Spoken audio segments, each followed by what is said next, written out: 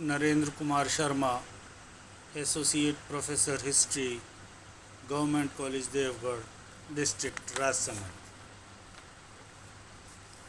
BA प्रथम वर्ष के इतिहास विषय के प्रथम प्रश्न पत्र प्राचीन भारत का इतिहास।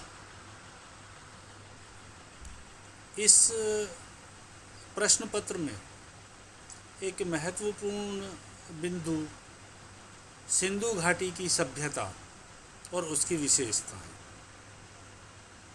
हमने इसके पूर्व के 2 व्याख्यानों में सिंधु घाटी की विशेषताओं से संबंधित सिंधु घाटी का परिचय और सिंधु घाटी कालीन सामाजिक जीवन की चर्चा आपके सम्मुख की। आज के व्याख्यान में हम सिंधु घाटी सभ्यता की धार्मिक जीवन, राजनीतिक जीवन और आर्थिक जीवन के विषय में चर्चा करेंगे। जहाँ तक सिंधु प्रदेश के जो ध्वंसावशेष हमें प्राप्त होते हैं, अगर हम धार्मिक जीवन की बात करते हैं तो सिंधु सभ्यता के जो पुरातात्विक अवशेष हमें मिलते हैं, जो मूर्तियाँ मिलती हैं, जो मोहर मिलती हैं, जो ताबीज मिलते हैं, उन सब उपकरणों से सिंधु घाटी निवासियों के धार्मिक जीवन की रूपरेखा का निर्माण करने का हमने प्रयास किया है। हालांकि हमें तत्कालीन कोई लिखित साक्ष्य उपलब्ध नहीं है, या दूसरे शब्दों में हम कहें कि हमें साक्ष्य तो उपलब्ध हैं, लेकिन वो क्योंकि हम लिपि से अनभिज्ञ हैं, लिपि को हम नहीं समझ पा रहे हैं, जो विद्वत जगत है वो लिपि को पढ़ नहीं पा रही है, तो परिणाम स्वरूप जो लिखित साक्ष्य हैं वो हमारे सामने भी उद्घाटित नहीं है। लेकिन इसके बावजूद भी बिना किसी संदेह के ये कहा जा सकता है कि सिंधु कालीन जो लोग थे उनका धर्म काफ़ी विकसित था। उनके जो विविध अंग हैं उन्हें देखने से ये स्पष्ट होता है कि सिंधु कालीन धर्म के विकास के पीछे एक बड़ी लंबी परंपरा थी तथा अनेक क्रमिक स्थितियों को पार करता हुआ सिंधु धर्म वहाँ तक पहुँचा। सैंधव लोग और हिंदुओं के धर्म में काफ़ी समानता हमें देखने को प्राप्त होती है। सामान्य तौर पर जो आगे आने वाले बिंदु हैं, इन बिंदुओं के माध्यम से हम सिंधु कालीन धार्मिक जीवन को समझ सकेंगे। सिंधु प्रदेश के जो लोग थे वो बहुदेववादी थे। उसमें परम पुरुष की उपासना का विधान था। एक मोहर मिलती है जिस पर 3 मुख वाले एक नर देवता का चित्र अंकित है। इसके प्रत्येक मुख की 3-3 आँखें हैं और वह देवता पशुओं से घिरे एक मंच पर योगी की मुद्रा में बैठा हुआ है। इस चित्र को ऐतिहासिक रूप से शिव का प्रारूप माना गया है। इस चित्र में चारों ओर पशुओं की उपस्थिति शिव के पशुपति नाम को सार्थक सिद्ध करती है। एक मोहर पर योगासीन एक व्यक्ति का चित्र है जिसके पास नाग बैठे हुए हैं। शिव भी अपने गले में नाग धारण करते हैं। अतः विद्वानों का यह मानना है कि ये जो चित्र है, इस मोहर पे जो अंकित चित्र है वो शिव जी का है, शिव का है।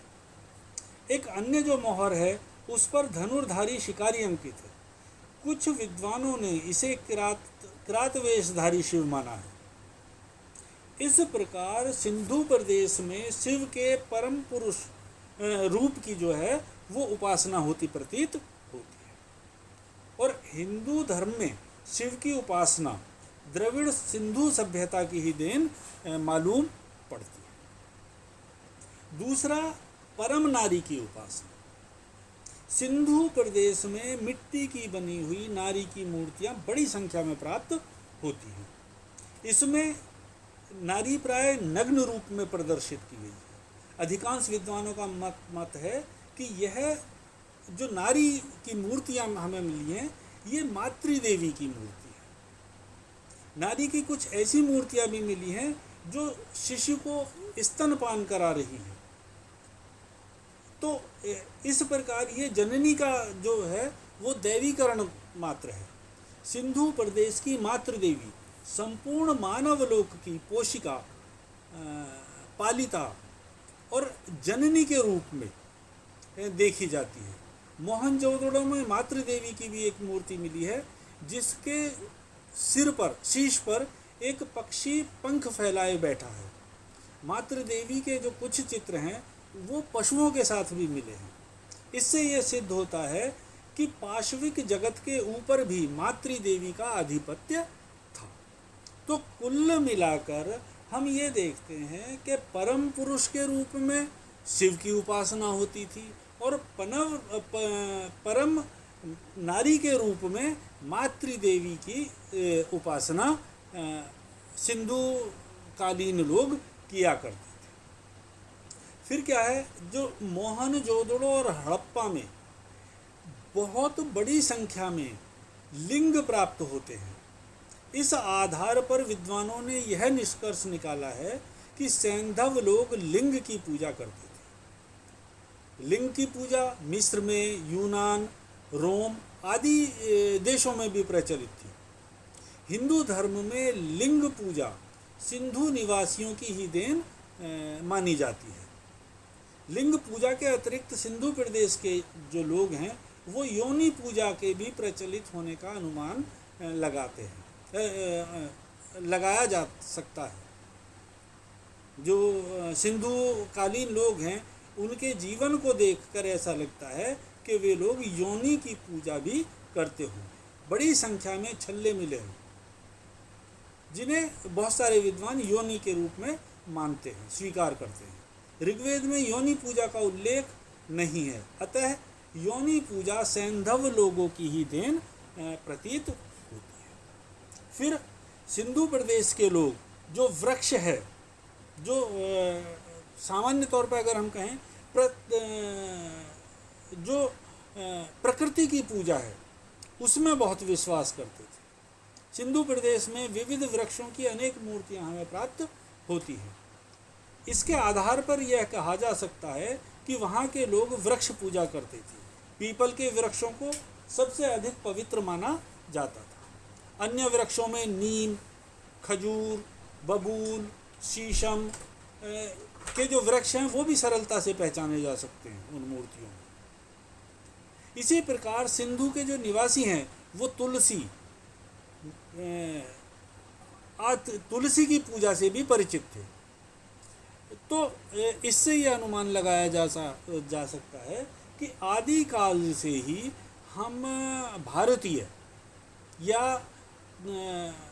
सनातन हिंदू धर्म के जो उपासक हैं वो वृक्ष की पूजा करते आए हैं। आज भी वर्तमान काल में भी हम पीपल की, वड की और तुलसी की पूजा करते ही हैं। इसी तरीके से जो पशु पूजा है, सिंधु प्रदेश में प्राप्त जो सामग्री है उसके आधार पर यह भी कहा जा सकता है कि उस काल में पशु पूजा भी प्रचलित थी। बैल की प्राप्त जो मूर्तियां हैं उनसे यह लगता है कि बैल की भी पूजा की जाती थी और उसे शक्ति का प्रतीक माना जाता था। कुछ मुद्राओं पर भैंस और भैंसा भी अंकित हैं। नागों का भी हिंदुओं के उसमें बड़ा विशेष महत्व था। कुछ विद्वान तो ये मानते हैं कि सिंधु जो क्षेत्र है उसमें पक्षियों, विशेषकर बत्तख की भी पूजा की जाती थी। कुछ मुद्राएं ऐसी मिली हैं जिन पर हाथी, बाघ, भेड़, बकरी, गेंडा, हिरण, ऊंट, घड़ियाल, बिल्ली, कुत्ता, गिलहरी, तोता, मुर्गा, मोर आदि पशु पक्षियों के चिन्ह अंकित हैं। तो इनके विषय में कहा जाता है कि ये बहुत सारे देवी देवताओं के वाहन के रूप में स्वीकार किए जाते हैं और बहुत संभव है कि सिंधुकालीन लोग इनकी उपासना भी करते हो। तो पशु पक्षियों की जो पूजा है वो भी बड़ी महत्वपूर्ण उपलब्धि है इस काल की। फिर क्या है, जल की पूजा भी इस काल में की जाती थी। अनेक विद्वानों का मानना है कि सिंधु प्रदेश के जल कुंड धार्मिक स्नानों के काम में आया करते थे। जल कुंडों के समीप पाए जाने वाले कुओं के संबंध में भी यह अनुमान लगाया जाता है। इसके साथ साथ जो प्रतीक पूजा है वो भी बड़ी महत्वपूर्ण है। सिंधु प्रदेश के अनेक स्थानों पर बहुत से स्तंभ, स्वास्तिक के चिन्ह, सींग के चिन्ह आदि प्राप्त होते हैं, जिनकी पूजा संभवतः की जाती है। कुछ मुद्राओं पर अंकित स्तंभों के ऊपर दीप जलते दिखाई प्रतीत होते हैं। इसके साथ साथ मूर्ति पूजा का भी प्रचलन था। देवी देवताओं, पशु पक्षियों, स्तंभों और प्रतीक चिन्हों के निर्माण व अंकन से ये सिद्ध हो जाता है कि सैंधव लोग साकार उपासक थे। प्रत्यक्ष रूप में हालांकि हमें किसी मंदिर के अवशेष प्राप्त नहीं हुए, लेकिन सर जॉन मार्शल के अनुसार मोहनजोदड़ो में लकड़ी से निर्मित मंदिर संभवतः होते होंगे। समय के साथ लकड़ी नष्ट हो गई और इसी से मंदिर के अवशेष हमें प्राप्त नहीं होते। लेकिन बहुत सारे विद्वान मार्शल के इस मत से सहमत नहीं है। लेकिन विभिन्न स्थलों से प्राप्त मूर्तियां यह सिद्ध करती हैं कि हम साकार देवता की, जो सैंधव लोग हैं वो साकार देवता की उपासना करते हैं। इसी प्रकार से योग की भी, योग से भी लोग परिचित थे और योग का सिंधु कालीन लोगों के जीवन में विशेष महत्व था। सिंधु काल में सिंधु क्षेत्र से जो प्राप्त उत्खनन सामग्री है उसके आधार पर बहुत से विद्वानों ने यह निष्कर्ष निकाला है कि धार्मिक कर्म के पूर्व स्नान अथवा शारीरिक शुद्धि पर विशेष बल दिया जाता था। पूजा में धूप, दीप और अग्नि का प्रयोग सामान्यतया होता था। कुछ मुद्राओं में सामूहिक नृत्य, गायन आदि के चित्र भी अंकित हैं, जिससे धार्मिक समारोह का होना भी सिद्ध होता है। और एक विशेष बात जो है वो है देवदासियों या उपासिकाओं की। सिंधु प्रदेश में अनेक मूर्तियां नारियों की मिलती हैं। एक मूर्ति आहुति पात्र लिए खड़ी है, एक अन्य मूर्ति पर एक नारी शीश पर खाद्य सामग्री से भरा कोई पात्र रखा हुआ है। इस प्रकार की जो प्राप्त मूर्तियां हैं उनसे विद्वान यह निष्कर्ष निकालते हैं कि ये मंदिर की उपासिकाओं और देवदासियों की मूर्तियां रही हैं।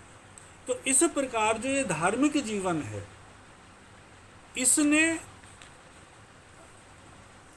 सिंधु कालीन लोगों को के जीवन को धार्मिक आधार पर, मतलब व्यवस्थित धार्मिक व्यवस्था सिंधु काल के लोगों के पास थी। इसी प्रकार हम देखते हैं कि जो अन्य धार्मिक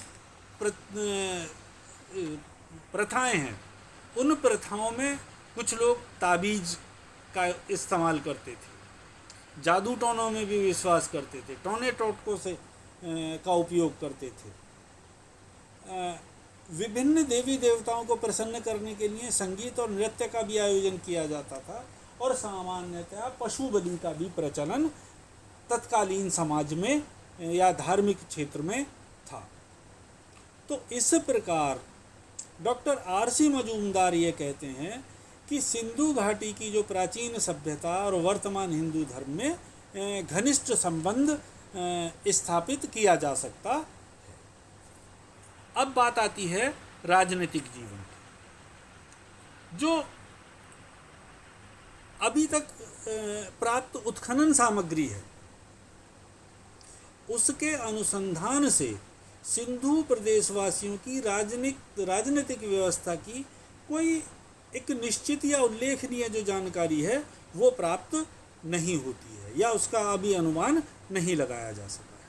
लेकिन यह निश्चित रूप से कहा जा सकता है कि इतने विशाल क्षेत्र में फैले हुए व्यवस्थित शासन सत्ता के ढांचे से ये आभास होता है कि निश्चित रूप से जो राजनीतिक व्यवस्था है या राजनीतिक ढांचा है वो सुव्यवस्थित होगा। जिस प्रकार नगरों की व्यवस्था है तो निश्चित रूप से नगर पालिका जैसी या स्थानीय स्वशासन जैसी कोई संस्था निश्चित रूप से काम करती प्रतीत होती है। और ये भी अनुमान लगाया जाता है कि उस काल का जो राजनीतिक व्यवस्था थी वो निश्चित रूप से बड़ी शक्तिशाली रही है। जिस काल में मोहनजोदड़ो और हड़प्पा जैसे दो बड़े नगर हमें प्राप्त होते हैं तो वो ऐसा प्रतीत होता है वो किसी विस्तृत क्षेत्र की दो राजधानियां रही। स्टुअर्ट पिग्ड के शब्दों में तो मोहनजोदड़ो और हड़प्पा के राज्यों पर पुरोहित राजाओं द्वारा दो राजधानियों के माध्यम से शासन किया जाता रहा होगा। डॉक्टर विमल चंद पांडे कहते हैं कि यहाँ संभवतः सत्ता का जो विकेंद्रीकरण है वो हो गया था।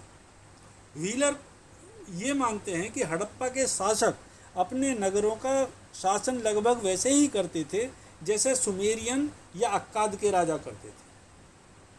इस प्रकार से जो राज्य है वो उसकी जो राजनीतिक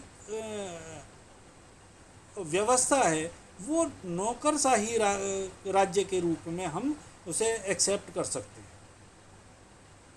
अधिकांश विद्वानों का यह मानना है कि जो केंद्रीय सत्ता का जो विकेंद्रीकरण हो गया था और लोगों को स्थानीय शासन का दायित्व सौंप दिया गया था। स्थानीय लोग अपने प्रतिनिधियों तथा अधिकारियों के माध्यम से स्थानीय शासन तंत्र को चलाते थे। खुदाई में अस्त्र शस्त्रों का बड़ी कम संख्या में मिलना यह इंगित करता है, इस तरफ इशारा करता है कि सिंधु निवासी शांति प्रिय थे तथा उनके जीवन जो है वो राजनीतिक दृष्टिकोण से भी शांतिपूर्वक रहा होगा। तो इस प्रकार हम ये देखते हैं कि सिंधु कालीन जो लोग हैं वो अपना धार्मिक और राजनीतिक जीवन व्यतीत किस प्रकार करते हैं। अब नेक्स्ट या हम बात करेंगे कृषि व्यवस्था की, आर्थिक जीवन की। सिंधु निवासी जीवन में, आर्थिक जीवन में कृषि का बड़ा महत्वपूर्ण स्थान था। सिंधु निवासी गेहूं, जौ, चावल, खजूर, तिल, मटर आदि फसलों की खेती निश्चित रूप से किया करते होंगे। कपास की खेती के भी प्रमाण प्राप्त होते हैं। यह निश्चित रूप से नहीं कहा जा सकता कि खेती में हल का प्रयोग किया जाता था या नहीं, लेकिन राजबली पांडे और डी कौशाम्बी के अनुसार सिंधु निवासी हल से परिचित नहीं थे।